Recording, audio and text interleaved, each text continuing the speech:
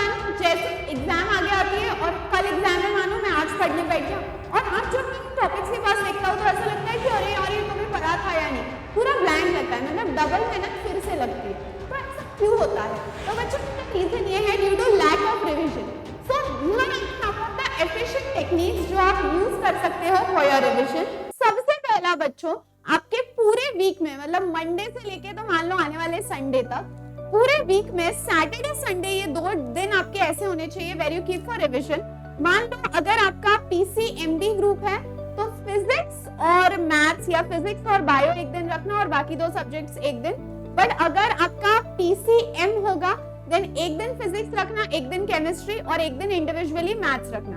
But ये याद रखना दोनों डिफिकल्ट सब्जेक्ट आपके साथ में नहीं आने चाहिए। This is one important thing. Also how to divide the subject that matters. तो बच्चों 2 दिन आपको रखने हैं रिविजन के लिए, स्पेशली सैटरडे एंड संडे। बाकी आपका जो भी वीकली टारगेट होगा वो बनाना, वो कंप्लीट कर देना मंडे टू फ्राइडे में, और Saturday Sunday should be specifically dedicated to your revision. Second और मोस्ट इंपॉर्टेंट थिंग है बच्चों, आपका फिजिक्स केमिस्ट्री मैथ्स हो या फिजिक्स केमिस्ट्री बायो हो, 11th स्टैंडर्ड के आपको 10 चैप्टर्स होते हैं, फिजिक्स के 10, केमिस्ट्री के 10, मैथ्स के 10, यानी 11th स्टैंडर्ड से हो गए पूरे 30 चैप्टर्स।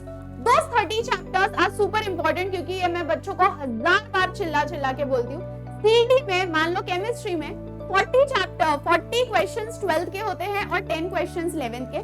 40 क्वेश्चन हर बच्चा अटेम्प्ट करने का ट्राय करता है और वो लगभग सही भी आ जाते हैं।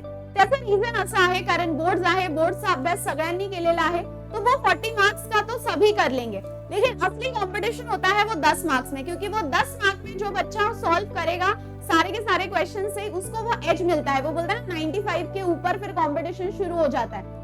Let me just remind you, ये साल सीओईपी का कट ऑफ है 99.75% है, तो we have to buckle up our game. तो ये चीज याद रखना, 40 क्वेश्चंस तो हर बच्चा करेगा, but to stand out we need to focus on those 10 questions जो आते हैं आपके 11 सिलेबस से। उसके बाद नेक्स्ट इंपॉर्टेंट थिंग इज बच्चों कि आपका try to cover your at least 4 chapters of your 11th standard syllabus every month. अगर आप ये स्पीड से चलोगे बच्चों तो फिर आप जाके नवंबर तक कंप्लीट कर पाओगे या दिसंबर तक, क्योंकि 30 चैप्टर्स है। और उसमें भी क्या होता है ना बच्चों, let me tell you one important thing, जनवरी में तो आपको टाइम ही नहीं मिलता कि आप 11th स्टैंडर्ड के सिलेबस में जाओ, या दिसंबर में भी नहीं मिलता, क्योंकि आपके प्रीलिम्स पास आते हैं, आपको सिलेबस कंप्लीट करना होता है। तो try to cover maximum 11th standard के ये 30 में से एटलीस्ट, मतलब अभी तो I will tell you one thing, 30 में से at least try to cover 20 chapters till नवंबर।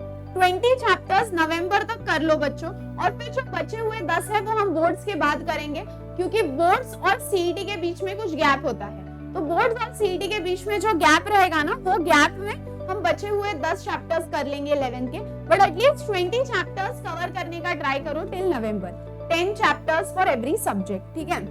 उसके बाद नेक्स्ट इंपॉर्टेंट थिंग इज बच्चों, गिव क्लस्टर टेस्ट। अब कभी भी क्या होता है ना, सिंगल चैप्टर पढ़ोगे, उस पे टेस्ट दे दिया, डेफिनेटली अच्छे मार्क्स आएंगे, बट जब 4 से 5 चैप्टर्स एक साथ आते हैं कंफ्यूजन शुरू होता है। और आपका जो एंड का सीईटी का पेपर रहेगा, वहां पे फिजिक्स केमिस्ट्री मैथ्स तीनों साथ में आएगा, या फिजिक्स केमिस्ट्री बायो तीनों साथ में आएगा, और 11th और 12th दोनों स्टैंडर्ड साथ में आएंगे। तो एक चैप्टर पे तो अभी टेस्ट देना बंद ही करो, try to include bulk chapters, मतलब हर सब्जेक्ट के मिनिमम 5 से 6 चैप्टर्स हो तभी टेस्ट देने जाना। एक सिंगल चैप्टर पे टेस्ट देने जाओगे तो it will not make any difference, क्योंकि एंड में आपको एक सब्जेक्ट पे नहीं टेस्ट देना है, पेपर देना है, तीनों सब्जेक्ट्स पे देना है, प्लस 11th और 12th दोनों के सिलेबस पे देना है। ये चीज हमेशा याद रखना है। Next and most important thing is बच्चों कि हैंड रिटन नोट्स खुद निकालना सीखो। जो भी आप लेक्चर देख रहे हो उधर से खुद नोट्स लिख लो। आई नो अभी मैं ही कभी कभी आपको आलसी बनाती हूँ कि मैं आपको फ्री नोट्स दे देती हूँ सारे टेलीग्राम पे, फिर आप बोलते हो सही है सियोना मैम ने दे दिया है, प्रिंट निकाल लो, इसी में से पढ़ लो। यस, मैं नोट्स देती हूँ आपको, but what you need to do is वो जो नोट्स मैंने दिए उसका प्रिंट निकालने से अच्छा खुद के हैंडराइटिंग में लिख लो, खुद वो नोट्स कॉपी कर लो। आपको बनाना तो नहीं है, आपका वो एफर्ट तो कम हो गया, तो एटलीस्ट वो नोट्स खुद लिख के ले लो ना। So that is again good option. ये मत करना कि मैम ने रेडीमेड नोट्स दिए हैं, प्रिंट निकाल लो तो फिर सही हो जाएगा। Write it in your own handwriting, क्योंकि मेरी दादी मेरे को हमेशा बोलती थी, and let me tell you it is the fact कि 1 time writing is equal to 3 times reading. तो you also have to remember this key. And last and most important thing बच्चों, revisit your strategy after every 10 days. ऐसे हो सकता है कि आपने जो प्लान बनाया है कभी कभी वो रिविजन का प्लान नहीं कंप्लीट हो पाता, तो आप बोलते हो भाड़ में जाए टाइम टेबल, अब मैं मेरी पढ़ता हूँ। असं नाही करायचंय बाळांनो, जो आपने टाइम टेबल बनाया है कभी ये नहीं होगा 100% टाइम टेबल फॉलो होगा, but try to revisit it. मतलब जो आपका पिछला बैकलॉग है वो नई टाइम टेबल में ऐड कर लो, कोई बड़ी बात नहीं है, बट ये नहीं है कि अब मैं वो टाइम टेबल ही छोड़ देता हूँ या टाइम टेबल बनाना छोड़ देता हूँ। Don't do that. जो आपका पिछला टाइम टेबल है revisit that, make changes in that and you will work on it, ठीक है। बाकी मैं लाइव आती हूँ 12th के लिए Monday to Friday at sharp 8 PM और 11th के लिए Monday to Friday at sharp 7 PM, और पूरा सिलेबस मैं अक्टूबर तक कंप्लीट कराऊंगी, CET प्लस बोर्ड्स। और टेलीग्राम पे हाँ मैं आपको फ्री नोट्स भी देती हूँ, सारे 1 mark question 2 mark question derivation वगैरह सगळं भेटणार तुम्हाला टेलीग्रामवर, तर go and join the Telegram group now. तब तक हंसते रहो, खेलते रहो, खुश रहो, be positive, keep smiling, bye bye.